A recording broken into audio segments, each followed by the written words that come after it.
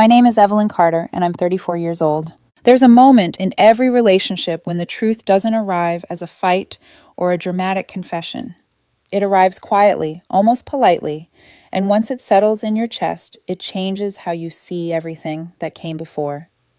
For me, that moment happened on a Friday night, standing inside a crowded Italian restaurant, wearing a navy dress I'd bought to celebrate my promotion while my boyfriend told me not to start anything. Samuel Miller and I had been together for 2 years.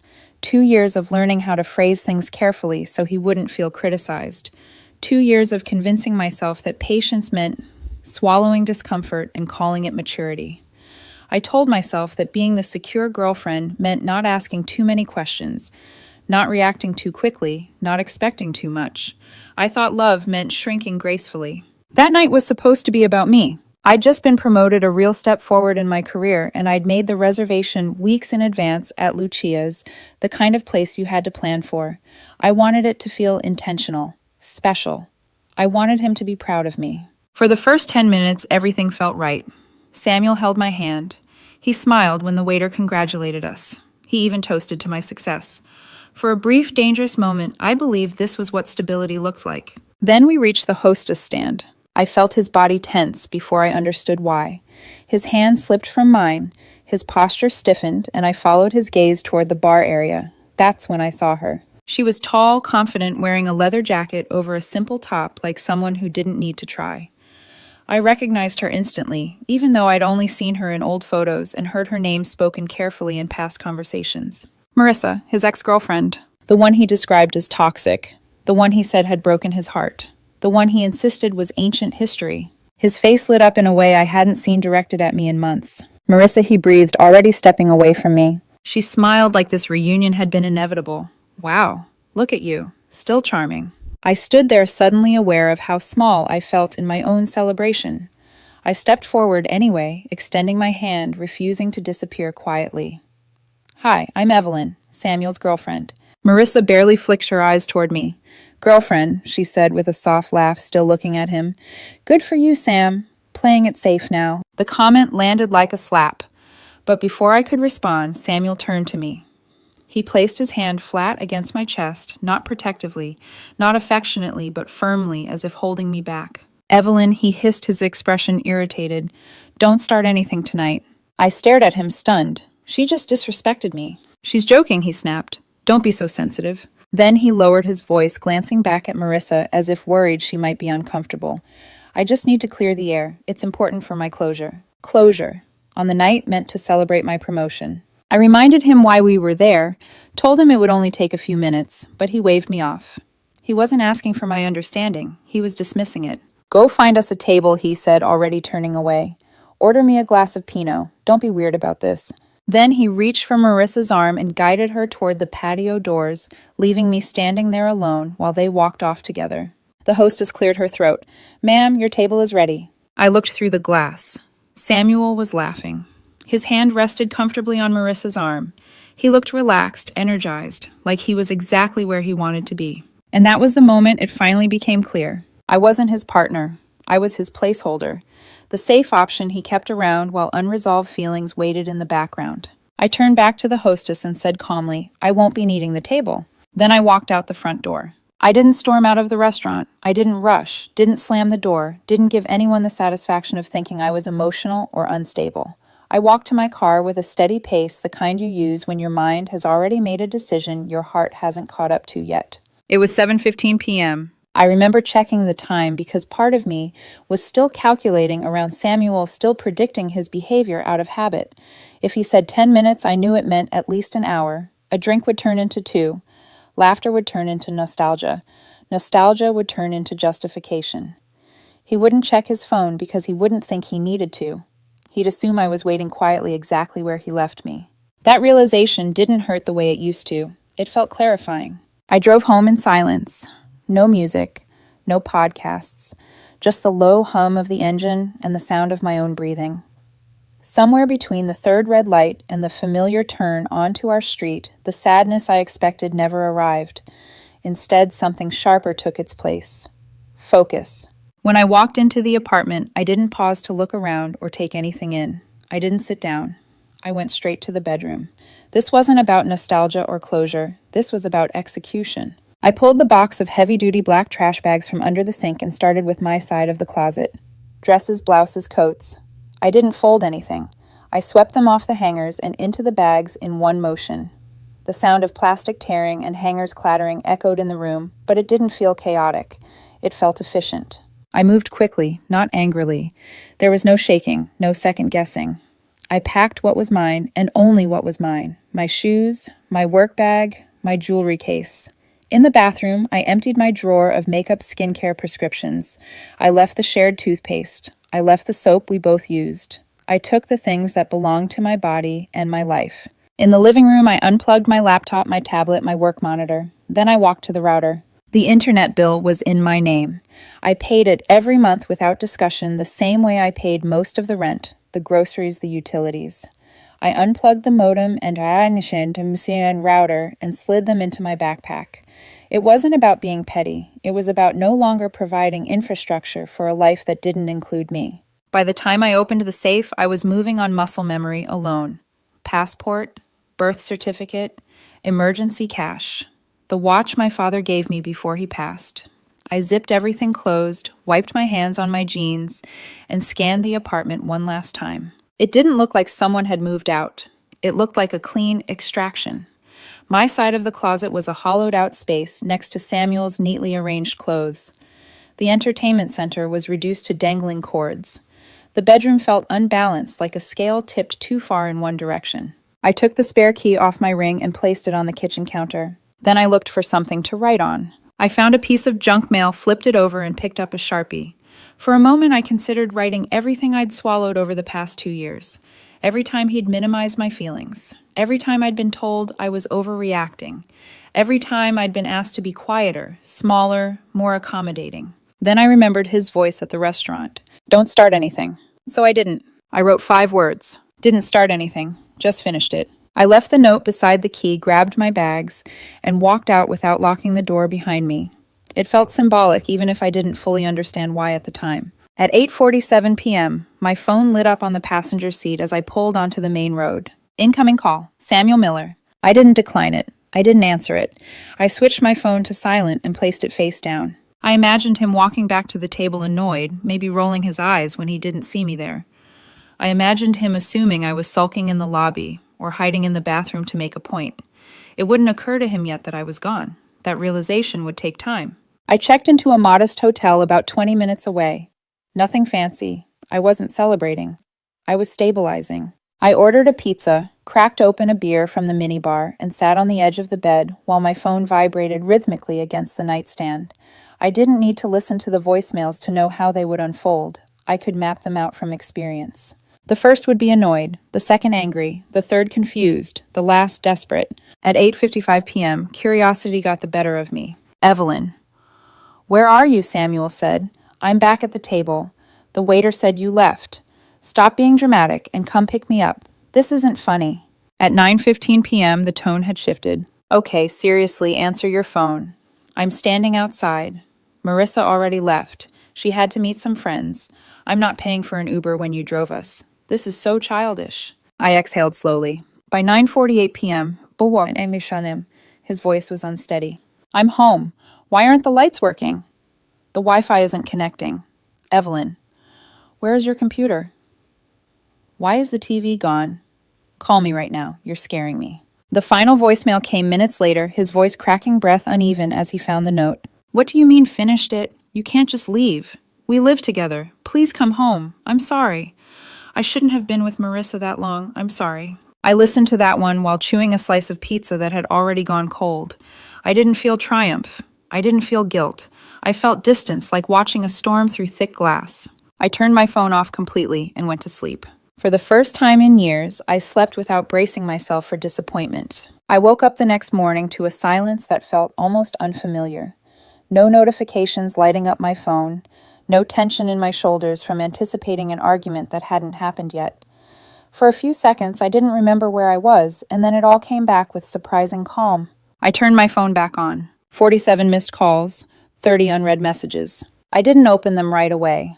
I showered first dressed and drank the burnt hotel coffee without complaint. There was something grounding about moving slowly while chaos waited patiently in my pocket.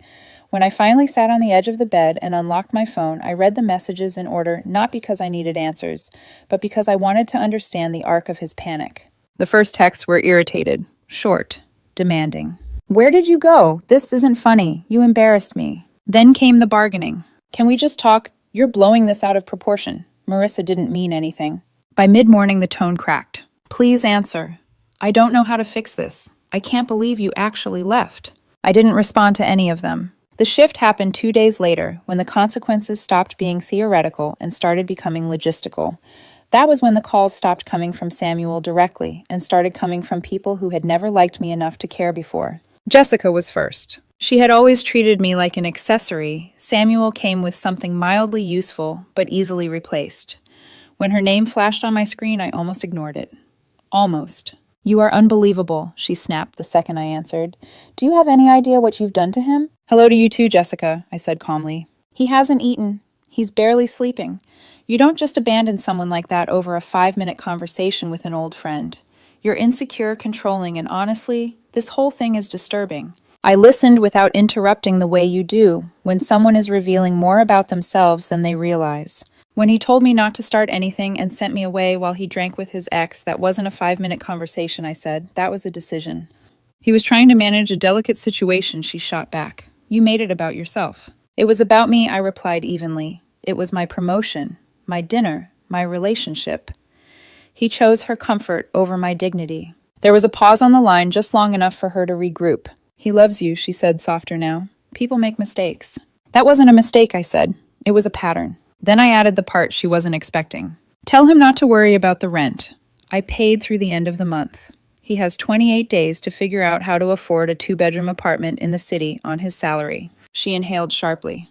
"That's cruel." "No," I said. "That's reality." I hung up and blocked her. Later that week, I heard what happened next through a mutual acquaintance, someone who didn't realize how carefully I'd been paying attention to Samuel's life even while living in it.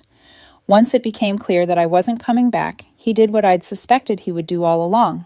He went looking for Marissa. He texted her, then called, probably convinced himself that fate had intervened, that this was the dramatic reunion he'd been waiting for, that losing me was just the price of finally getting closure. She didn't respond. Not once. Turns out Marissa hadn't been looking to reconnect.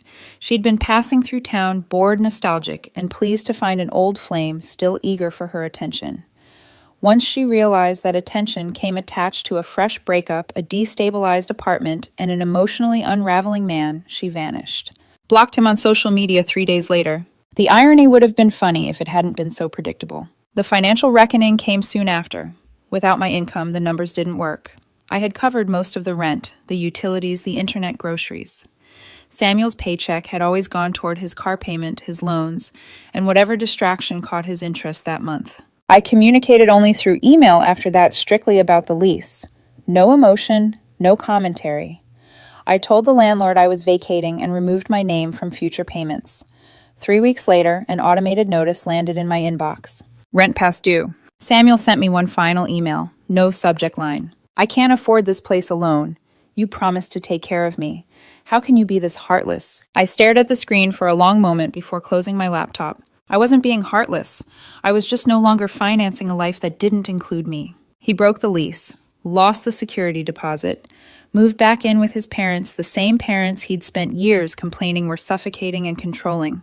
At 34, he was sleeping in his childhood bedroom, surrounded by boxes he had nowhere to unpack. The placeholder was gone. And without the placeholder, everything collapsed. By the time the dust settled, my life had already started moving in a direction that didn't include Samuel at all.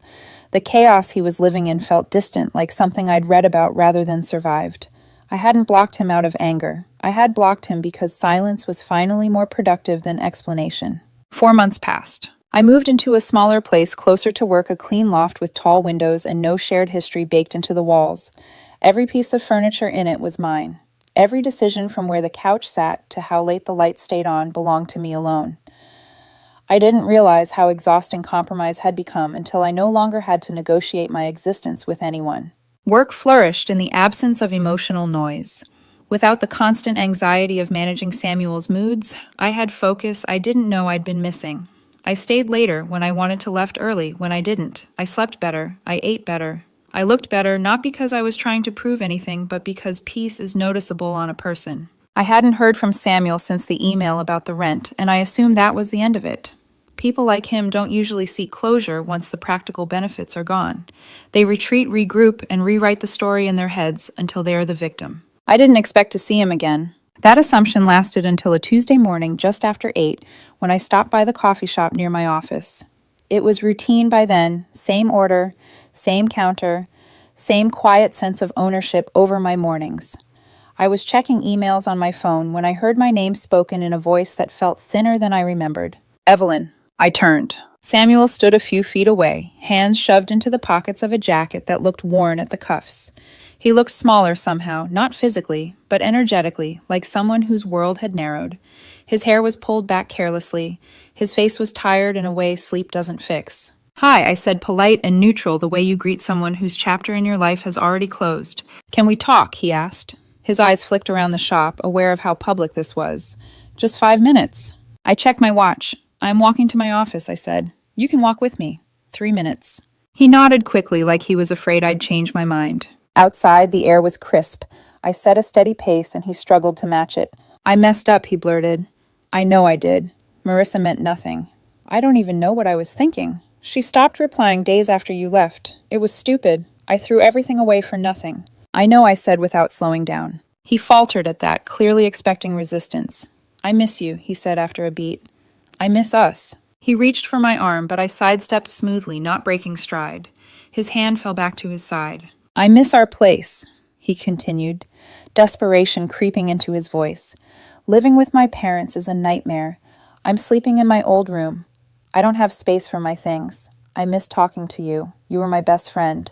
That's when I stopped. We were a block from my office. I turned to face him, not angry, not emotional, just clear. You don't miss me, I said evenly. You miss the apartment.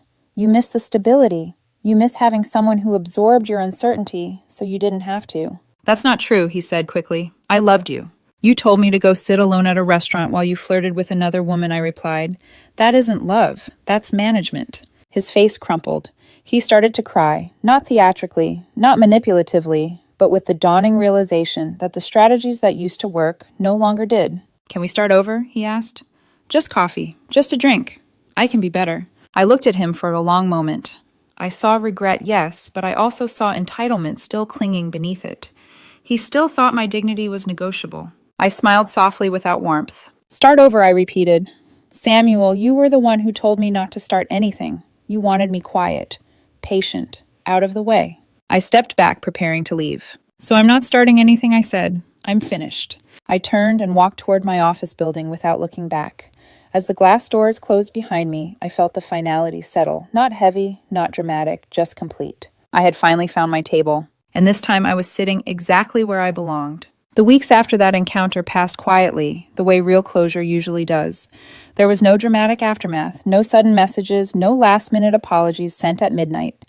Samuel disappeared back into whatever version of the story made him feel least responsible, and I let him stay there. I didn't block him again because he never tried to reach out. In its own way, that was confirmation enough. Life didn't transform overnight into something cinematic or extraordinary. It simply became lighter. Mornings felt longer. I stopped checking my phone compulsively. I stopped rehearsing conversations in my head before they happened. At work, people noticed the difference before I did.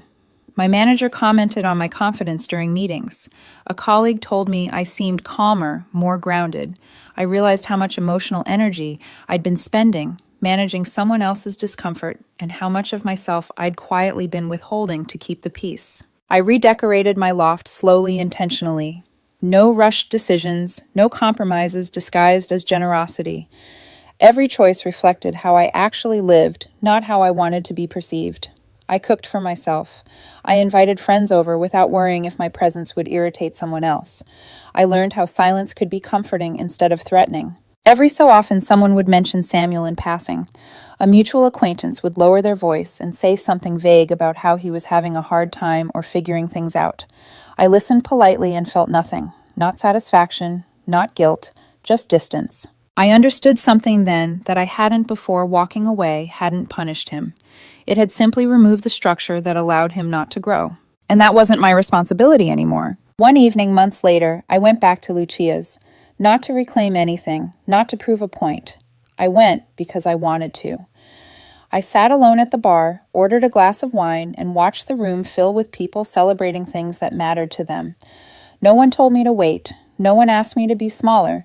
I didn't feel like I was borrowing space. I finished my drink, paid the bill, and left on my own terms. On the walk home, I thought back to that night, to the sentence that had followed me through every stage of the breakup. Don't start anything. I finally understood why it stayed with me. Because I hadn't started anything that night. I hadn't raised my voice or made a scene or demanded an explanation. I had simply stopped accepting what was quietly harming me. And that decision didn't end my relationship. It ended my role as a placeholder. I didn't find revenge. I didn't win him back. I didn't need to. I found something far more valuable than closure or validation.